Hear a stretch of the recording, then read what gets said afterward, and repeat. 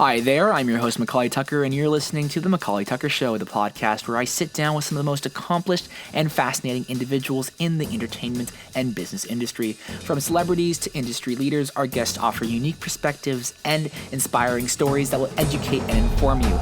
Join me as I sit down with my next guest to cover their humble beginnings, challenges they faced, as well as their accomplishments in life. You are bound to learn something new, so sit back and enjoy the interview.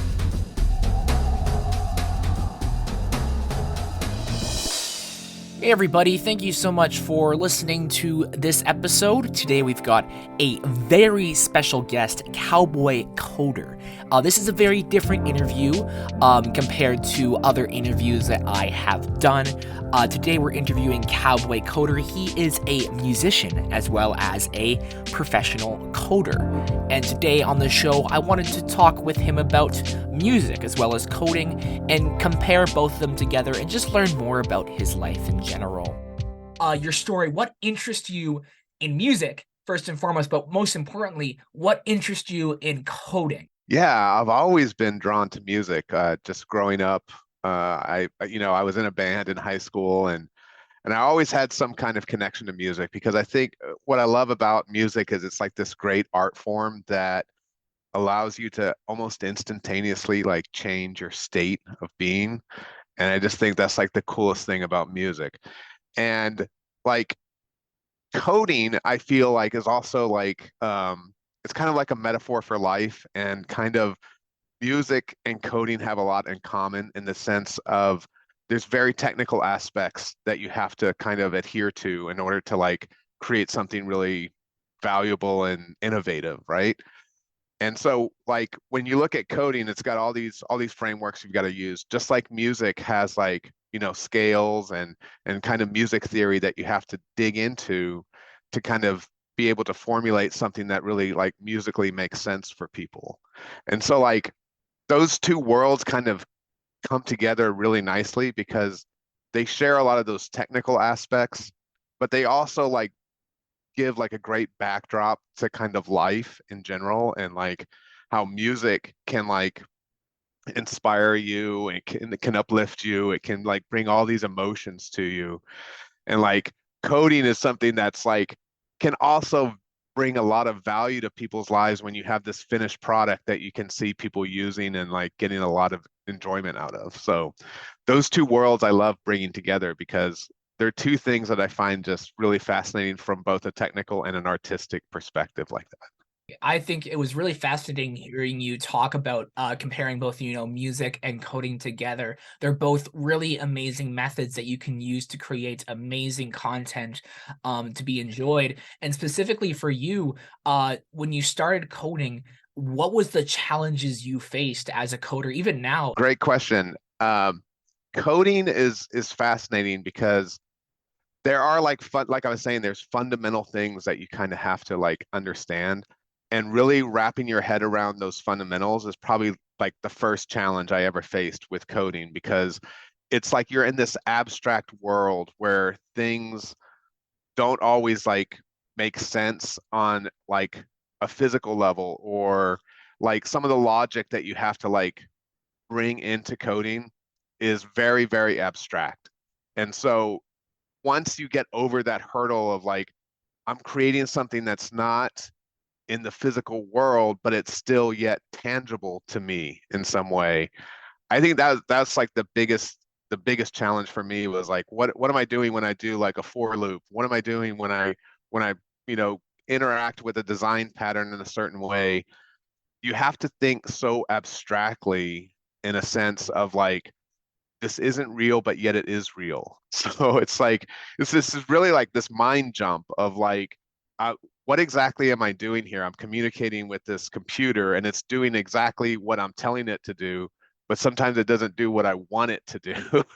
And those are the things that I think like really when you get into coding, that kind of making that mind jump is probably the first challenge you have to overcome when you get into it. And that was the first challenge for me that I had to overcome for sure. I definitely get that. There's a lot of things that when you're going straight into coding, there's a lot of challenges that you're going to face and a lot of learning curves. I was going to ask you while you were talking, I was going to ask you what type of virtues does a coder a good coder have, and what type of virtues can somebody learn? Can somebody earn through coding? Yeah, wow, that's a great question because and that's kind of what like the whole notion of cowboy coding and cowboy coder is kind of personifies what I like to embrace in terms of like what makes a great coder. A great coder to me is somebody who understands the fundamentals but can leap beyond the constraints of these frameworks and these things that box us in, because a lot of times you can have people that are very technical and they understand every single theoretical design pattern and how you should construct everything, but that's not practical in the real world. And so like cowboy coding is embracing this idea of like I can have like a foundation that I can build upon, but I have to break out of those norms to really like be innovative and create value in the world. And so like that's one of the really big things that I think like a great coder has to embrace is how do you bring forth value and innovation even when you've got all these constraints that are put onto you.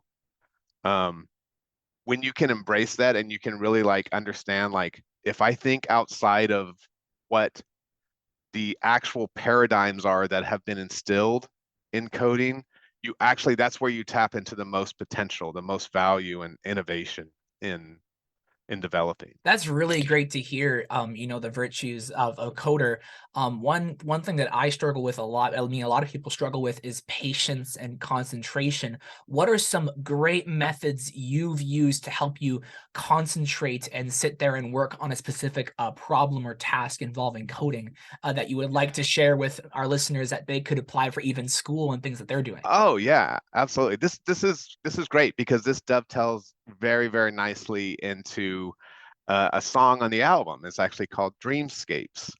And this sounds like kind of weird and a little philosophical, but what I've found, because you're right, like patience and like under like getting stuck, it's almost like writer's blocks a lot of times. Like you can be like coding, you're deep down in the code, and it's just not doing what you want it to do. What I like to do is like take a breather, go meditate, and just relax and ease into kind of a different state of being. Because like if you're just like pounding the hammer on the table trying to like make a solution, I've always found like those are the most challenging because you might solve it for a while, but then you'll have all these other problems that you don't anticipate. And so for me, what I've done is I've gone into like these meditative states where I try to like not create the solution as much as discover the solution. And I know that sounds like really kind of strange and kind of out there, but that's how I've found the best solutions I've ever come up with have always been when I step back and kind of zen out a little bit and kind of like just clear my head, and those solutions just come to me. Like they just present themselves, and then I'll come out of that meditative state and it'll be clear to me like, oh, this is what needs to happen, because all of those like really creative and amazing ideas are coming to me in that kind of dreamscape, if you will, where you know there's not so much pressure put on like it has to be done in a certain specific way. And that's how I've addressed that problem of like, because I totally relate to that. Like being patient is certainly something you've got to have as a coder, because you're inevitably going to run into things that just don't make any sense, or it's unclear like why things aren't progressing the way you would like. And like I said, like that song Dreamscapes, if anyone's interested in understanding that philosophy, it's a great way to kind of blend into a different paradigm of looking at finding solutions. That's awesome. It's really great to hear these ways and methods that you've used to stick to something that you're working on. And as you mentioned earlier, perfect way to transition to more of our music conversation. I know you've recently released an album, and I was listening through it. Really great album, lots and lots of genres. kind of just starting off with the conversation of music, what's inspired you to do a lot of these genres? I know you mentioned earlier in our conversation a band, you were part of a band when you were, in your younger years. And so what kind of inspires you to do all these different genres? And with that, what's your favorite genre that you enjoy doing, I guess, more than the rest? Yeah.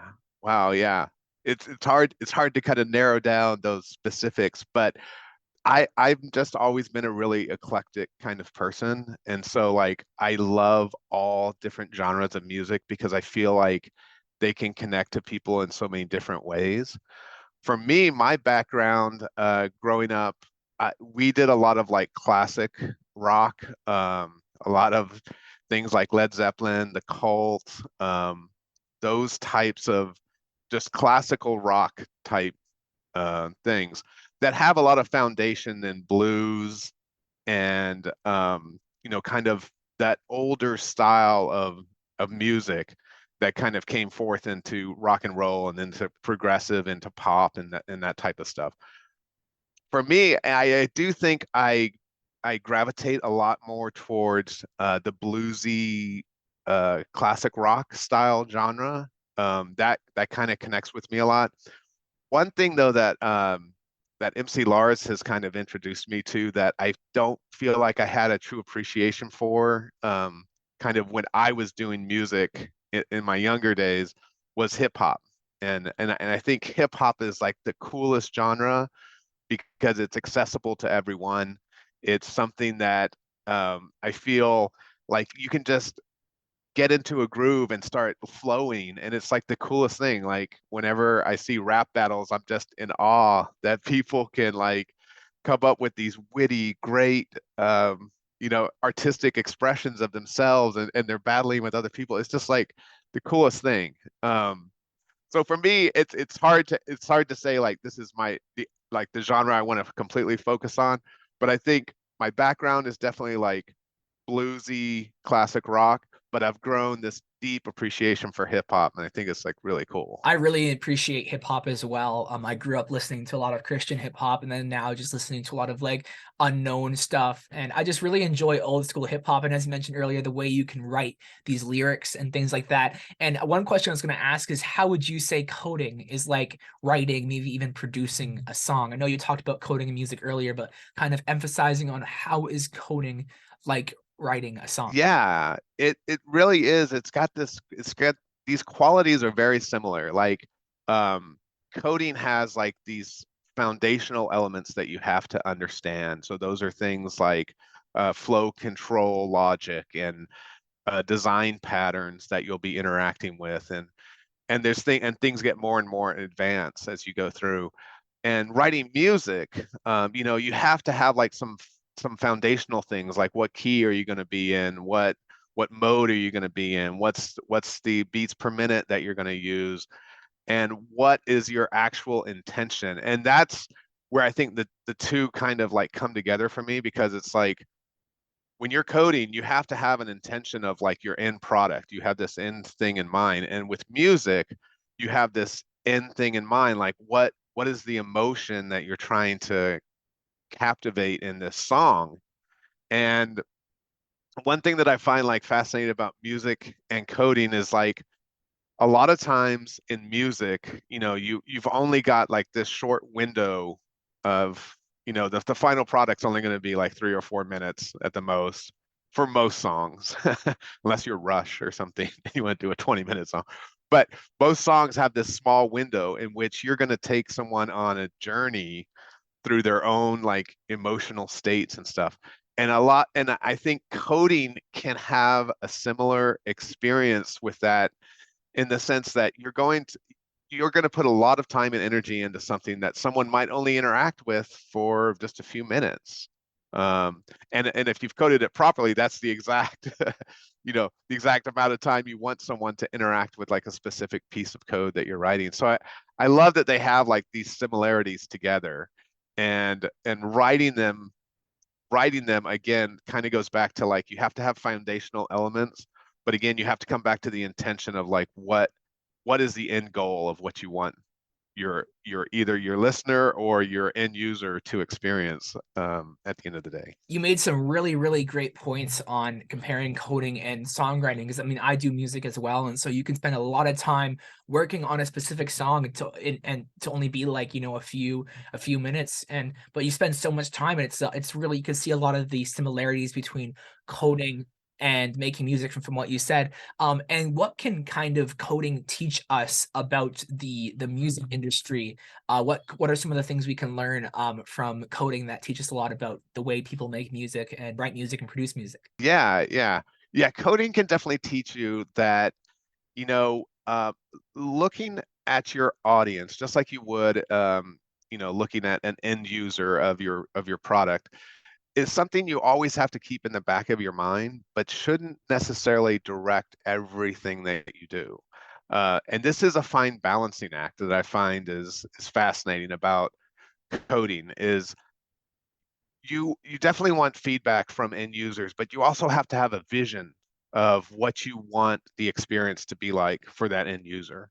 Sometimes the end user doesn't even know what exactly it is that they want. So you have to be the creative force behind that experience. And and I think that's true in the music industry as well. Like you want to tap into an audience that you hope is going to appreciate your music. At the end of the day, you have to have a vision that is going to be enticing and captivating enough to get this audience to listen to it. If you're always chasing an audience, it's not going to work out the way you want. Just like in it when you're developing and you're coding, if you're always chasing, the end user wants this or the end user wants that, not necessarily. Sometimes you have to show them what they want, and that's what I find fascinating about like music and coding is they have those similarities together. You have to have a driving vision that you can share, and hopefully you get a great audience because you've created something that's really enjoyable and valuable for people to either listen to or interact with. It's really great to hear, about the similarities, between music and the coding and the difference between both of those. Even as mentioned earlier, songwriting. For you, you've dropped your music album, lots of songs on there. Any big projects that you're currently working on involving music and even maybe even coding right now that you wanted to let the people listening know about? Yeah, absolutely. So there's quite a few new things that we're working on. One is we're playing around with kind of taking some old video games from the past and trying to bring new life into some of these old classic, like I don't know if you've ever looked at like the Commodore 64, the old school, like some of the music that was in there is like so amazing. They're like masterpieces, you know? And so we're trying to like find some of those old classics and bring forth like some EDM style to it and hopefully bring new fresh energy into it so that people can enjoy some of these classic masterpieces that were written in the old video game golden era. So that's something that we're definitely working on. We've also got I am kind of hooked up with MC Lars on quite a few things, and I've been working on some of the stuff that he's doing with Arweave as well, which is a really interesting blockchain project out there. It's all about what's known as the permaweb. And this is the notion of you can put something on a blockchain and it will be there forever. And so like it's trying to make that accessible to more people. And so that's like a coding project that me and Lars are kind of working on some ideas to like bring engagement into that world. It's really great to hear you like sticking with all these amazing crafts and challenges, and I really can't wait to hear some more music. I know the end of your recent album kind of is a perfect transition to what you were talking about and what you guys are doing with music. Any kind of things and messages that you want to pass on to any number of the listeners? I know there's a lot of individuals that I know who do coding, do programming, things like that were looking forward and interested in hearing this interview. So I bet they're probably listening through this thing. But is anything that you would like to pass on to anybody listening to this point of this interview? Yeah. I hope that people can kind of come into and appreciate some of the more esoteric things, if you will, that are in the album. I like to view this album as kind of like a three-act play. That's what I always like to like kind of frame it that way. So when you're listening, if you go through and listen to the whole album, you'll see the first act is all about like personal, like there's some very personal things in there for me, but also like shared experiences on things like Cryptos Go Pop and the Rona Blues. Like we all went through like kind of a crazy time with COVID and everything. And uh, I hope people can connect with that. And then the second act of the album is all about like the emotion of rage and power dynamics. There's a lot of metaphors in there, like no pointer exception. It's like a metaphor for life where like something unexpected happens and what do you do?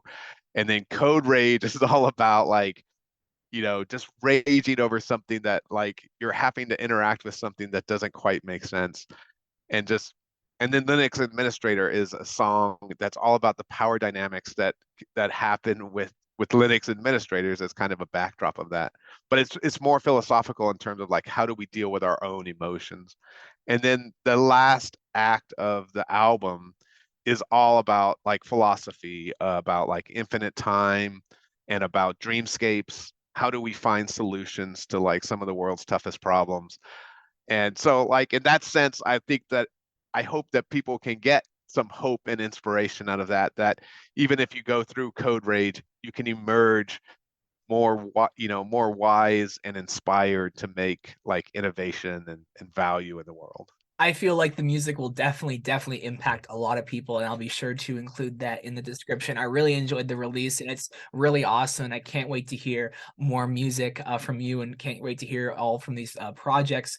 But thank you again so much for coming on to the program. If you guys want to check out the music album, it's in the description below, and it's really good. Be able to save it, share it with people, anybody you think that will benefit from it. It's really awesome. But thank you so much for coming on the show again. I know we messed up the previous recording, so this is actually a re-recording of our other interview. But thank you again so much for coming. It was really refreshing hearing you talk more about coding, and was able to ask a few more questions that I hadn't thought of earlier. But a lot of really amazing advice. But thank you also, you guys, for listening to the interview, and I hope you guys have a great rest of your day.